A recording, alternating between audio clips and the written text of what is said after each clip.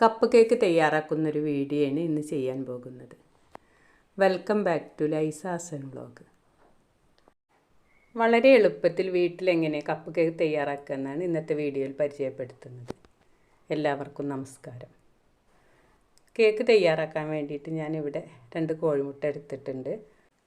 കേക്കിനായിട്ട് നമ്മൾ കോഴിമുട്ട എടുക്കുമ്പോൾ റൂം ടെമ്പറേച്ചറിലുള്ള കോഴിമുട്ട എടുക്കാൻ തന്നെ ശ്രദ്ധിക്കണം. അതേപോലെ നമ്മൾ എടുക്കുന്ന പാത്രം വെള്ളത്തിന് നനവൊന്നും ഇല്ലാതിരിക്കാനും കൂടെ ശ്രദ്ധിക്കണം. ഇനി നമുക്ക് ഈ കോഴിമുട്ട നന്നായിട്ട് ബീറ്റ് ചെയ്തെടുക്കണം. അപ്പോൾ കുറച്ച് സമയം നന്നായിട്ട് നമ്മൾ ബീറ്റ് ചെയ്യാൻ വേണം. നന്നായിട്ട് പതച്ച് വരുന്നവരെ നമ്മൾ ബീറ്റ് ചെയ്തുകൊണ്ടിരിക്കണം. നമ്മൾ കോഴിമുട്ട ബീറ്റ് ചെയ്യുമ്പോൾ ആദ്യം സ്പീഡ് കുറച്ച് പിന്നെ കൂട്ടിക്കൊണ്ടിരിക്കണം.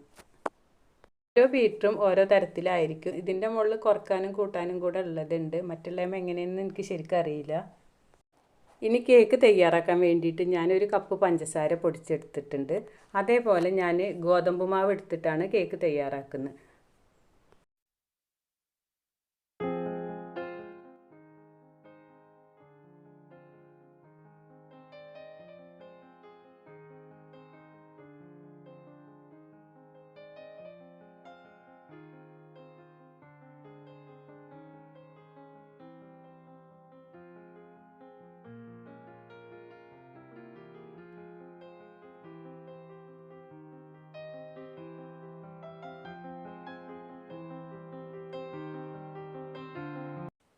ഇനി നമുക്ക് നമ്മൾ പൊടിച്ച് വെച്ചിട്ടുള്ള പഞ്ചസാര കുറേശ്ശെ ആയിട്ട് ഈ കോഴിമുട്ടയിലേക്ക് ഇട്ട് കൊടുത്തിട്ട് നമുക്ക് നന്നായിട്ട് ബീറ്റ് ചെയ്തെടുക്കണം.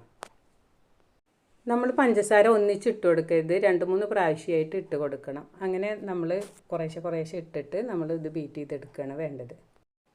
കേക്കിന് കോഴിമുട്ട മണം ഇല്ലാതിരിക്കാൻ വേണ്ടിയിട്ട് ഇതിലൊരു 1/4 ടീസ്പൂൺ വാനില എസൻസും കൂടെ ചേർത്ത് കൊടുക്കണം. എന്നിട്ടും നമ്മൾ ഇതേപോലെ ബീറ്റ് ചെയ്തുകൊണ്ടിരിക്കണം. അതുപോലെ ഒരു പിഞ്ച് ഉപ്പും കൂടെ ചേർത്തിട്ട് നമുക്കിത് ബീറ്റ് ചെയ്യാം. അപ്പോൾ കോഴിമുട്ടയുടെ മണം ഇല്ലാതിരിക്കാൻ വേണ്ടിയിട്ടാണ് ഉപ്പും വാനില എസൻസൊക്കെ ചേർത്ത് കൊടുക്കുന്നത്. കേക്ക് തയ്യാറാക്കുന്ന എല്ലാവർക്കും ഇത് അറിയുന്നുണ്ടാവും, അറിയാത്തവർക്ക് മനസ്സിലാക്കാം. ഇനി നമ്മൾ എടുത്തു വെച്ചിട്ടുള്ള മൈദ അതേപോലെ ഗോതമ്പ് മാവാണ് നമുക്ക് ഇഷ്ടമുള്ളത് എന്താണെങ്കിലും എടുക്കാം. ഞാനിവിടെ ഗോതമ്പ് മാവാണ് എടുത്തിട്ടുള്ളത്. ഈ ഗോതമ്പ് മാവിലേക്ക് 1/2 ടീസ്പൂൺ ബേക്കിംഗ് പൗഡറും അതേപോലെ ഒരു പിഞ്ച് ബേക്കിംഗ് സോഡ എടുക്കുന്നുണ്ട്. ഇതെല്ലാം കൂടെ നന്നായിട്ട് തരിച്ചെടുക്കണം. അപ്പോൾ 2-3 പ്രാവശ്യം നന്നായിട്ട് തരിച്ചെടുക്കണം. എന്നാലാണ് ഇതിൽ കട്ടകളൊന്നും ഇല്ലാതിരിക്കും. കേക്ക് സോഫ്റ്റായി കിട്ടാൻ വേണ്ടിയിട്ടാണ് നമ്മൾ ഇതേപോലെ ചെയ്യുന്നത്. അപ്പോൾ ബേക്കിംഗ് പൗഡർ കൂടി പോകരുത്, അപ്പോൾ കേക്ക് ഹാർഡായി പോകും. അപ്പോൾ നമ്മൾ കേക്ക് തയ്യാറാക്കുമ്പോൾ ഇത് പ്രത്യേകം ശ്രദ്ധിക്കേണ്ടതാണ്. ബേക്കിംഗ് പൗഡർ കൂടാൻ പാടില്ല കേട്ടോ. നമ്മൾ പിന്നെ എത്രയാണ് ഇതിന് ബാറ്റർ തയ്യാറാക്കുന്നതെങ്കിൽ അതിനനുസരിച്ച് എടുക്കുക. ഞാൻ 1 കപ്പ് ഗോതമ്പ് മാവ് എടുക്കുമ്പോൾ 1/2 ടീസ്പൂൺ ബേക്കിംഗ് പൗഡറാണ് എടുത്തിട്ടുള്ളത്. അതേപോലെ ഒരു പിഞ്ച് ബേക്കിംഗ് സോഡയും ചേർത്തിട്ടുണ്ട്. ഇനി ഞാൻ ഇതിലേക്ക് ഒരു പഴം ചേർത്ത് കൊടുക്കുന്നുണ്ട്. ഈ പഴം നന്നായിട്ട് അരച്ചെടുത്തിട്ടാണ് ലാസ്റ്റാണ് നമ്മൾ ചേർത്ത് കൊടുക്കുന്നത് കേട്ടോ. അതേപോലെ കേക്ക് സോഫ്റ്റായി കിട്ടാൻ വേണ്ടി ഇതിലേക്ക് ഒരു 3 ടേബിൾ സ്പൂൺ സൺഫ്ലവർ ഓയിൽ ചേർത്ത് കൊടുക്കുന്നുണ്ട്.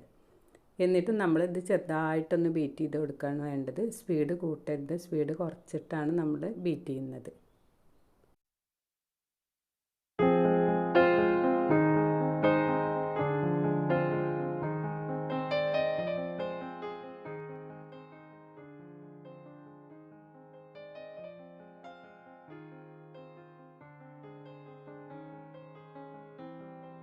അപ്പോൾ നല്ല പഴുത്തൊരു പഴം ചെറുതായി കട്ട് ചെയ്തിട്ട് ഈ മിക്സിയുടെ ജാറിലിട്ടിട്ട് നന്നായിട്ടൊന്ന് അരച്ചെടുക്കുകയാണ്. വെള്ളമൊന്നും ചേർക്കാതെ അരച്ചെടുക്കണം.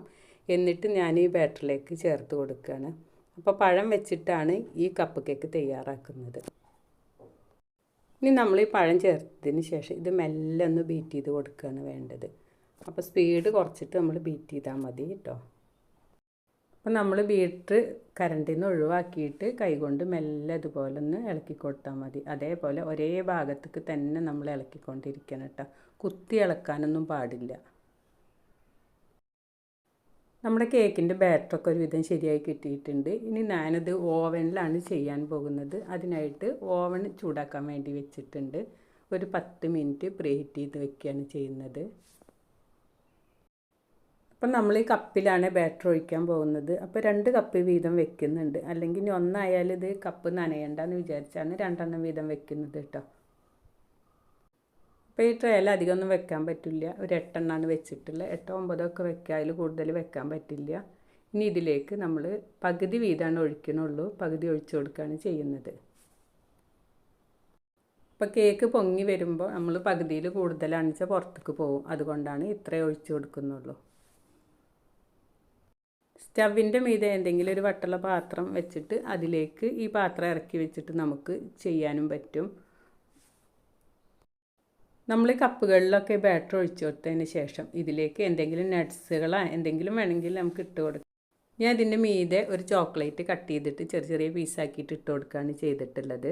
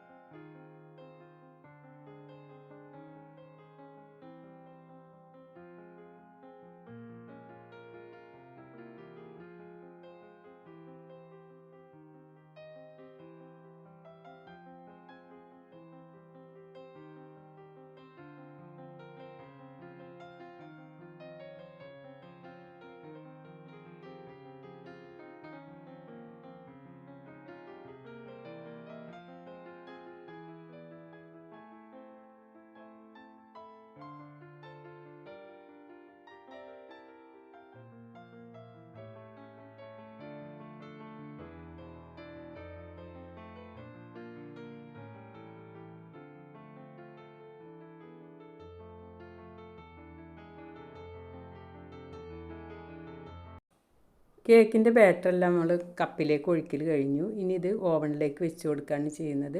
ചൂടായിട്ടുള്ള ഓവനിലേക്കാണ് നമ്മൾ വെച്ച് കൊടുത്തിട്ടുള്ളത്. ഇനി ഒരു 10 മിനിറ്റ് കൊണ്ട് നമുക്കിത് വെന്ത് കിട്ടുന്നതാണ്.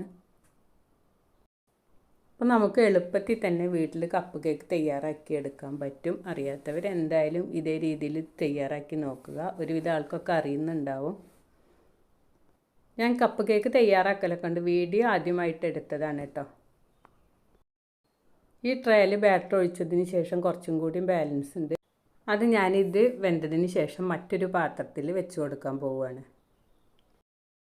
അപ്പോൾ ഒരു പാത്രത്തിൽ നമ്മൾ കപ്പ് വെച്ചിട്ട് അതിലേക്ക് ഈ ബാറ്റർ ഒഴിച്ചു കൊടുത്തിട്ട് ഈ പാത്രത്തിലാണ് വെച്ച് കൊടുത്തിട്ടുള്ളത്. അതും നമുക്ക് നന്നായിട്ട് പെട്ടെന്ന് തന്നെ വെന്ത് കിട്ടിയിട്ടുണ്ട്. സ്റ്റീൽ പാത്രം ആയതുകൊണ്ട് ട്രേനേക്കാളും പെട്ടെന്ന് വെന്ത് കിട്ടിയിട്ടുണ്ട്. അധികം ചേരുവകളൊന്നും ഇല്ലാതെയാണ് ഞാൻ ഈ കപ്പ് കേക്ക് തയ്യാറാക്കിയിട്ടുള്ളത്.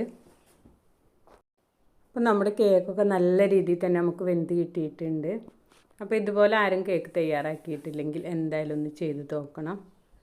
നിങ്ങൾക്ക് എൻ്റെ വീഡിയോ ഇഷ്ടമായെന്ന് കരുതുന്നു. വീഡിയോ ഇഷ്ടമായാൽ നിങ്ങൾ എൻ്റെ ചാനൽ ആദ്യമായി കാണുകയാണെങ്കിൽ സബ്സ്ക്രൈബ് ചെയ്യാനും ലൈക്ക് ചെയ്യാനും ഇഷ്ടപ്പെട്ടാൽ കമൻറ്റ് ചെയ്യാനും മറക്കരുത്. മറ്റൊരു വീഡിയോയുമായി വരാൻ ശ്രമിക്കാം. Thanks for watching.